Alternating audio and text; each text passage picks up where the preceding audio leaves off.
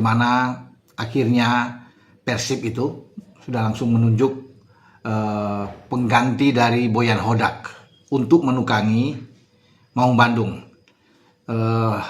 Tidak ada kejutan besar memang, karena ini sudah bisa dipastikan ini hanya melanjutkan ya tongkat estafet aja dari Boyan Hodak ya ke Igor Tolić, karena kita tahu Igor Tolić ini kan tangan kanannya Boyan Hodak. Paling tidak dalam 2 musim terakhir lah dia sudah bersama dengan Boyan Hodak di Persib, sudah tahu ya bagaimana ruang ganti di Persib, ya karakter para pemain Persib itu sudah pasti. Dan yang ditunggu saya pikir tentang apa yang harus dilakukan oleh Igor Tolić untuk meneruskan tentang kinerja dari Boyan Hodak yang kita sudah tahu bersama 3 kali membawa Persib juara, hat-trick. Ya, memang tidak jauh-jauh Boyan Hodak. Ya, dia tetap bersama dengan Persib, tetap ada kerjasama dengan manajemen. Ya, sebagai penasihat teknik tentunya dia tetap akan ikut ya bersama dengan Persib, tetapi keseharian itu ada di Igor Tolić ya.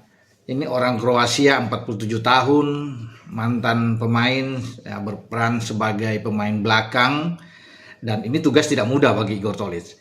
Karena walaupun dia sudah 2 tahun dan sudah tahu karakter di dalam, tidak gampang ya. Karena pasti berbeda dengan Boyan Hodak.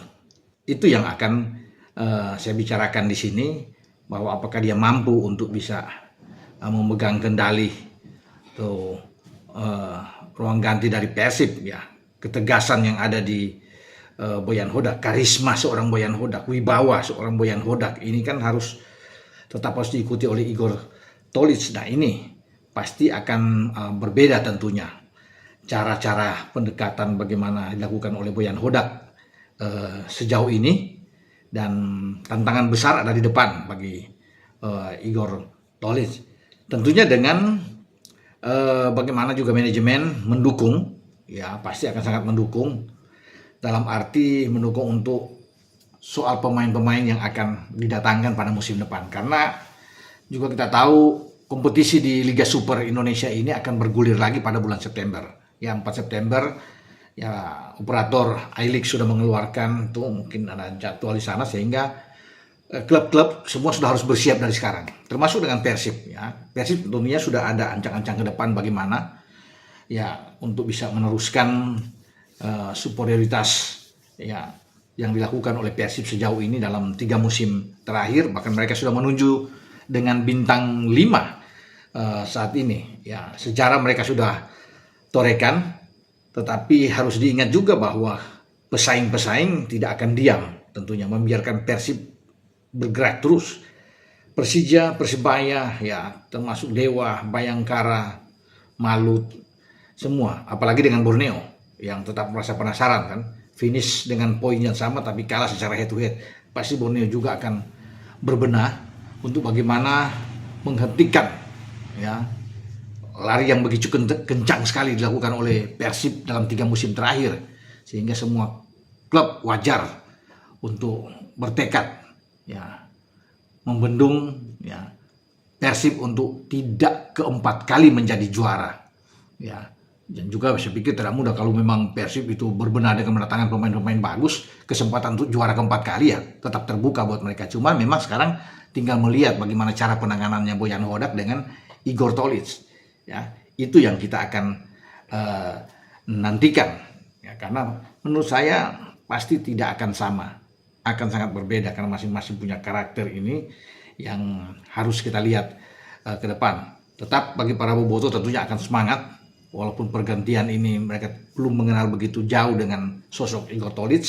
Mereka tentunya lebih paham benar, lebih dekat dengan sosok Boyan Hodak ini. Tapi tetap harus bisa memberikan dukungan terhadap Igor Tolić, karena itu kan sudah menjadi pilihan saat ini, sudah diangkat sebagai pelatih kepala, dan pasti akan dukungan full baik dari manajemen. Boyan Hodak juga pasti akan memberikan motivasi khusus mendukung tentang kinerja dari Igor Tolić ke depan ya.